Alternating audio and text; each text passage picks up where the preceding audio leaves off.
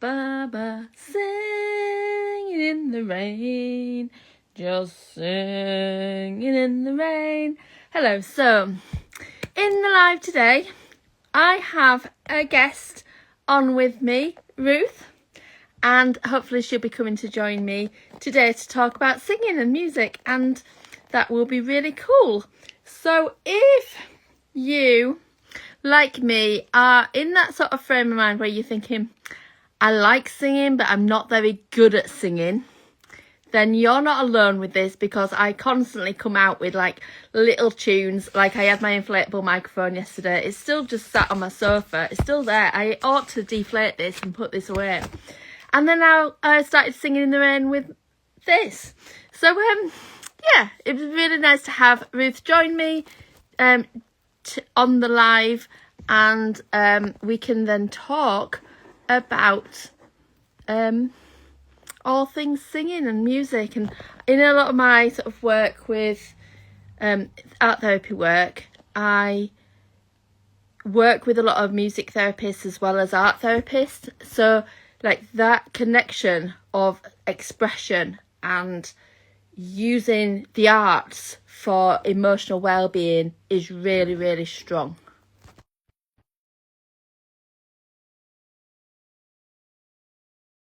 So I was thinking about kind of different songs that I used to sing as a child as well, and how that was. So, hi Ruth! I'm good, thank you. How are you? Do you see my microphone? Yeah, so a few hairbrushes in my time. Yeah, it's I can't resist. If I'm out somewhere and there's certain songs that come on, if I'm out in a bar or anywhere, there's certain, it's not every song, but there's certain songs that just compel me to do that, and it's usually whatever I've got in my bag. So if I was to look in my bag right now, oh, you know what, I've got a banana, so this would be my microphone. But I wouldn't usually have a banana out with me on a night out, so there's lots of non-night out things in this bag. But you might have a pen or something, or a mascara or something like that, or just something random, or usually like a bottle. But yeah, and yeah, I'd imagine that so many people are like that. So Yeah, I think it's yeah, just wanting to do it, and being young and wanting to do it and not having microphones. So just anything becomes the microphone, doesn't it? You yeah, just sing and you're not bothered by it. yeah. So what does music and sort of singing mean to you, Ruth? How would you sort of explain like how you got involved in things, got into it? I always sung as a kid, but was never really. It was something that I did for me. It was something that was I was quite protective over for a very long time. Like I wouldn't let anybody hear me, and it was something that I did as sort of maybe emotional regulation. Home life was very tense, and music was my thing. It was mine. Yeah, I shut the door, and it was my little world. Um, so I think it was quite protected. It was a protector, and it was something that made a lot of sense to me and my young head. Like I say, I was very protective of, if people heard me, then I'd shut up. And when I was young, when I was very young at school, I hardly spoke. So because of all the stuff that was going on in the house and sort of the way things were in our family at the time, it was I wouldn't speak. I wouldn't sort of express myself to adults around me, but I would always sing in the privacy of my own bedroom. yeah, yeah. I mean, I'm just imagining you as a little girl singing, and I'm just thinking about like what that might be like, and times when you may be, I'm just sort of trying to get to understand this a bit more, that when you were in the privacy of your sort of bedroom, for instance, would you be sort of at one with the songs and really singing and bellowing those songs out? Yeah, yeah. And then but then didn't want to be doing that in front of people necessarily, and then maybe go quieter sort of thing, or more cautious. Yeah, Yeah. like I would sing my heart out. I was Whitney Houston, it was Oh, Mariah, it was I Will Always Love You, and that, those sort of massive emotional ballads. Or and then as I sort of got older, it was more the top of the pop stuff, and the sort of the darker stuff started. mm. Yeah, it was like I was Whitney Houston, I was Mariah Carey for a while. um Oh, I love that. I was going to ask about like what sort of songs it would have been, and like there is like they're iconic, aren't there? Those type of songs, and it is the type of thing that so you might end up singing on karaoke, and like a lot of people, like I would sing that terribly, but then when someone hits that beat well, like that, do do do, I probably get the timing wrong, but yeah, it makes so much difference, doesn't it? like I could still belt out I'm Every Woman, or um I Will Always Love You, or I Have Nothing, and do those huge great ballads, those, Mm. you know sort of crazy things. But it's yeah, it's not my style anymore. um No, but then I was just seeing some of your videos, and you have a heck of a voice. I love it. Just, yeah. you So the, yeah, yeah. to get back to performing, I think I've had sort of a while off, and I'm sort of starting to feel like I could do this in front of an audience again, and that I could sort of go out. And because the other thing that, when I sung in public, everybody was very shocked because I didn't speak very much, but they Mm, sort of congratulate me and be very positive about my singing voice, and I wasn't ready for that either. Like, I didn't mm. like saying this is so, and it's something that I carried with me even in uni. My uni teacher could never compliment me because Oh, it would yeah. make me cringe inside, and I'd start to feel really really unwell. That Mm, oh, that was, and all he needed to say was that was really good, and it would send me into this weird. I'd sort of clam up and close off, and yeah. it would just bother me, and then it would bother me that it bothered me. Yeah. And was sort of the uni experience was um it was transformative, but it was a bit of a shock that everything was coming at me that quickly, and it sort of broke my brain a little bit. That I Yeah. was amazing feedback for something that I was doing naturally, and it was a real sort of it was a real mindfuck to sort of be um congratulated on it, and to be expressing it and wanting to express it and needing to express it, and having it sort of all reflected back. Um, Mm, re, at the time I didn't get it, but it was probably what I needed to sort of put me on the path to where I am now. But I yeah. didn't.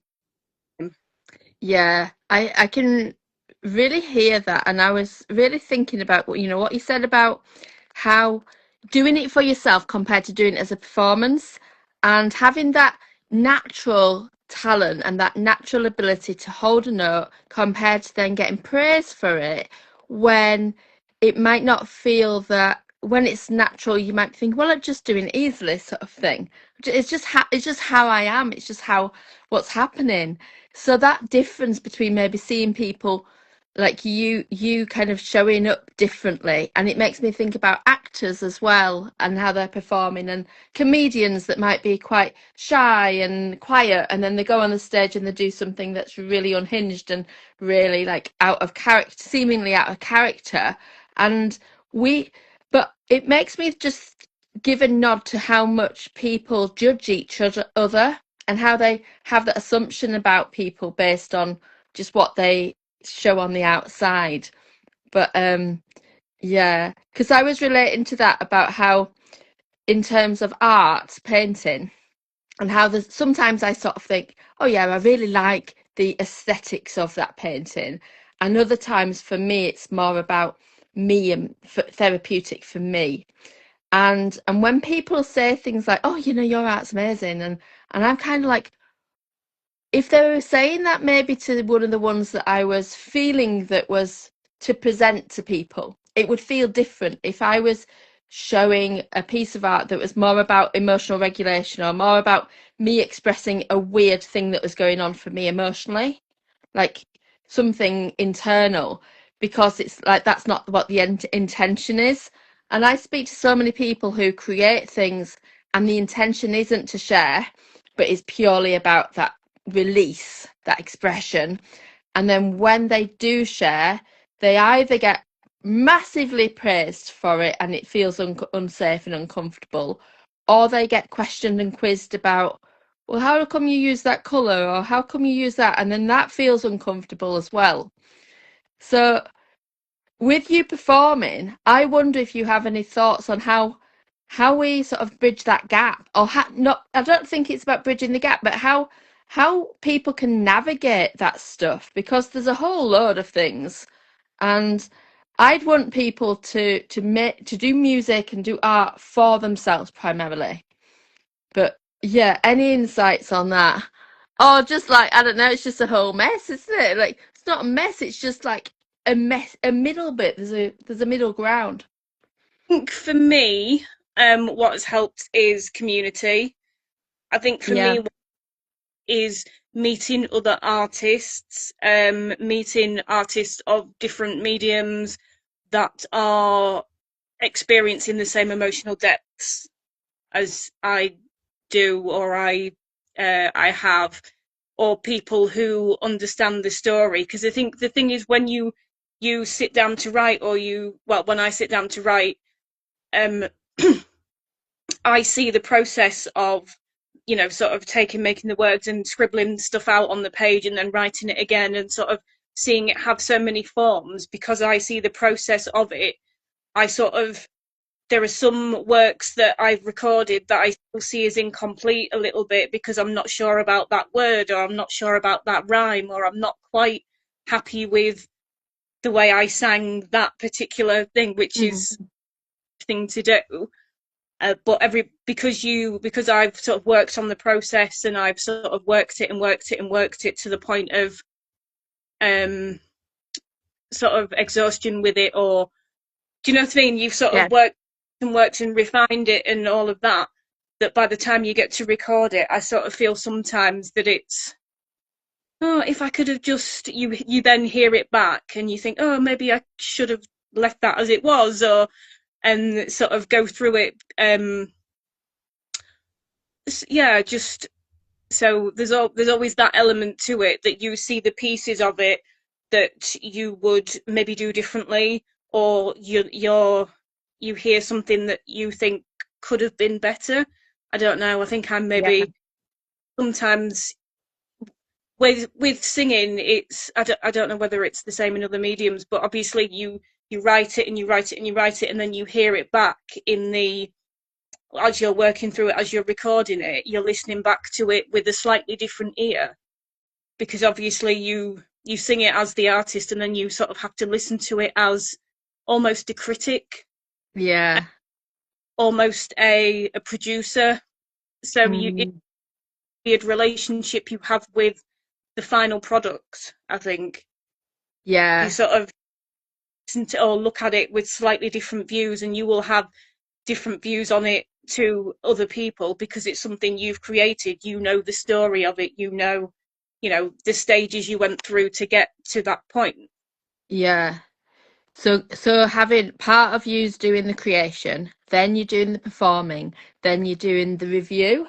So actually, like having to put on different hats and like step into a different part of you with that. And I'm wondering, I'm leaping back to you as a little girl, and I'm wondering whether that's the creation part of it. I'm just going to do it regardless of the performance, regardless of like what I then look back at.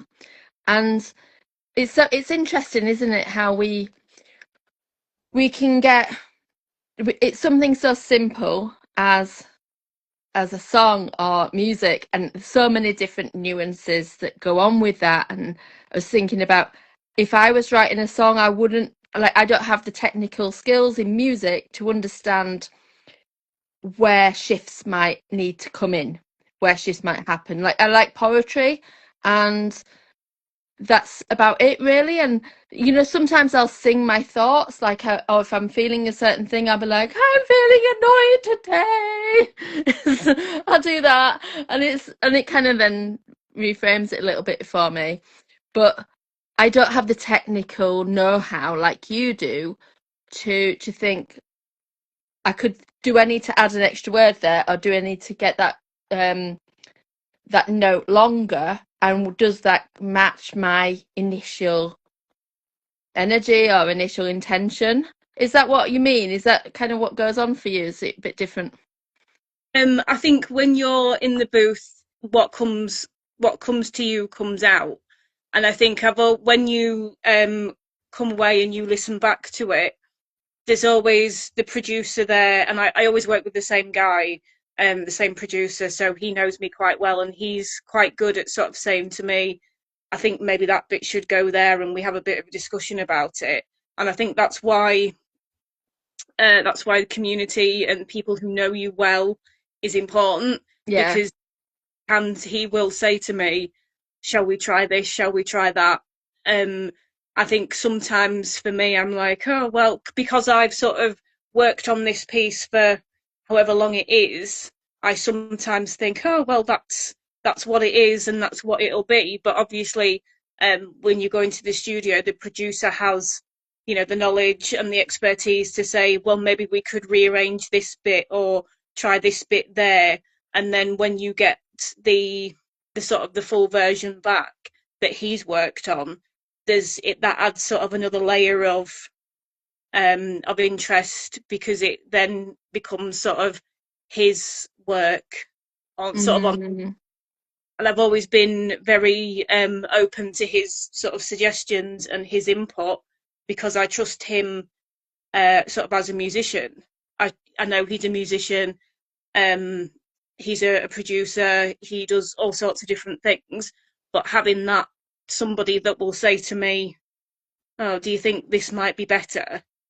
is always a massive plus for me. yeah. So it sounds constructive, and it sounds like him knowing your vocal range and knowing what's possible, and then responding with that, compared to, say, I don't know, like a friend kind of going, "Oh, your singing's amazing," or like just that kind of, not uninformed as such, but un more biased towards kind of the relationship with you. And we do tend to and you know, maybe feeling the emotions from you when you're expressing that, because that there's a connection there rather than it being like more of a logical thing. Yeah, because it can be quite a vulnerable place if you go in with something that is highly emotional, that you want to make sure that the emotion is there, and you want to sort of make sure that you feel whatever it is you're singing about, and you want to make sure that the people that are going to hear it are going to feel the emotion with you, that you're going to take them with you on this journey. But then the producer still has that role where he still has to say, I think that note's a little bit flat, or Yeah. like, we should put this in a different place. And I'm so glad that I have that relationship, that he can say to me, what note are you going for there? Or sort of Yeah. in that sort of highly emotional, sort of quite vulnerable thing, because you go into the booth and you are sort of by yourself with the track in your ears, and this bit of paper that you've sort of written all these lyrics on. It's just nice to have that, um, to know that if it's not as good as it could be, he will always say, "Shall we try this?" Which Yeah. Oh, yeah, I love that. And as you know, when you were describing that with your paper in front of you, it gave me goosebumps a little bit. It's kind of, oh, it's like this. And I was just thinking about like how, you know, you've experienced times when you've not wanted or not felt safe to really kind of perform and belt out those songs. And there'll be a lot of other people that feel that they might say actually that they don't feel that they're a singer, they can't sing, or they don't. can't hold a tune together, and like that's the equivalent of like I'm tone deaf. They're the equivalent that I hear of I can't even draw a stick figure. I hear those same things. So what's your kind of advice to somebody that's maybe wanting to use that music for improving their well-being or to like be more creative and express themselves? Oh gosh. Um, just Yeah, it's like easy questions to ask, hard questions to answer sometimes. I mean, you can access music in a lot of different ways. So there's always things like sort of karaoke tunes on YouTube, or there's, you could learn an instrument. So, if that was your thing, um, you could learn a few chords on the guitar and sort of accompany yourself, and you know, hearing yourself progress in that way, I think is really nice. Sort of really, really nice when you sort of start strumming away, and then all of a sudden you're playing a song, and it's three chords. Mm, You hear yourself sort of doing it. yeah, Um, Karaoke with mates, drunk karaoke with mates is yeah. always. um, Yeah. Oh, it's a long time since I've done any karaoke. I think it was me and my sister did probably a year ago. Me and my sister over in Whitby, like, and we it was sort of a weird time. It was like an afternoon, and we ended up like just staying in karaoke for hours. And there was hardly anyone there at first. I just my sister was going, "Well, I'm really nervous." It's like nobody knows you. You're probably better because nobody knows you. And we both sang about 10 things, or maybe that's a bit of an exaggeration, but we were like, yeah, in many ways it felt more comfortable because people didn't know us. Yeah, it's quite freeing just to go somewhere that nobody knows you and just make a tit of yourself. I yeah, think always have that, those nerves and that adrenaline, and then you'll go, oh my god, this is hilarious, and then you'll sort of tell the story to other people, and then it becomes like a funny story in your relationship. There'll always be, oh, do you remember that time we did this? And it becomes like a memory thing, and yeah, then you sort of look back on it and giggle. Con- exactly. It's just that memory, isn't it? And certain songs that you would might start singing as soon as it played on the radio, that's when you get your pen out from your bag and use that as a microphone. um, Car radio, like while you're driving in cars, that's really good. A song comes on the radio, and all of a sudden you're singing along, and you sort of. And I've seen it, sat next to people in traffic, and you look over, and some person is really enjoying whatever song is on the radio. That's really funny because Yeah. there's been noticed, and they're sort of quite embarrassed by it, and it's sort of a thing. Um, Yeah, I love it when I'm listening to the same radio station and I can tell. I love that. yeah, do the weird thing, and Yeah, then it's like, yeah. But say, like as you were saying that, I was thinking about time because driving in my car and times when, say, if I'm feeling in a really good mood, if I'm feeling really confident, I don't always kind of clock it. And then something comes on, and then suddenly I'm like really loud music, really loud singing, and then it's kind of like, oh, I'm just feeling like my energy's high. Whereas I might not clock it if I'm just listening to something and it's just there's a difference, isn't there? But then sometimes like one piece of music might come on and it might match my mood. And do you know how people might listen to music where if they're feeling sad and like, emotional, they might listen to a sad song and people might question, well, why are you doing that? It's like listen to something more upbeat and that'll cheer you up. But what I found and what seems to apply to a lot of people is matching the energy at that time is maybe what's needed, and then you shift to a different song. So you sing those kind of emotional ballads maybe, and then get into something a bit quicker and a bit more poppy or whatever, and then or something more angry and angsty and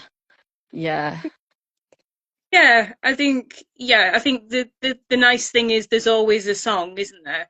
That's for me anyway. There's always a song, whatever it is you're feeling, whatever situation it is, there's somebody that's written a song about it. So you know that there's somebody out there that's had that experience, and sort of felt it significant enough to write about it and to leave it for, you know, the people listening in. I mean, you know, Spotify, there's thousands and millions of songs going back years and years and years. So you could, you know, almost find a song on any subject that a human might experience now, and you Yeah. realise that humans haven't changed much in the last, you know, however many years, and that, you know, this is not a new thing.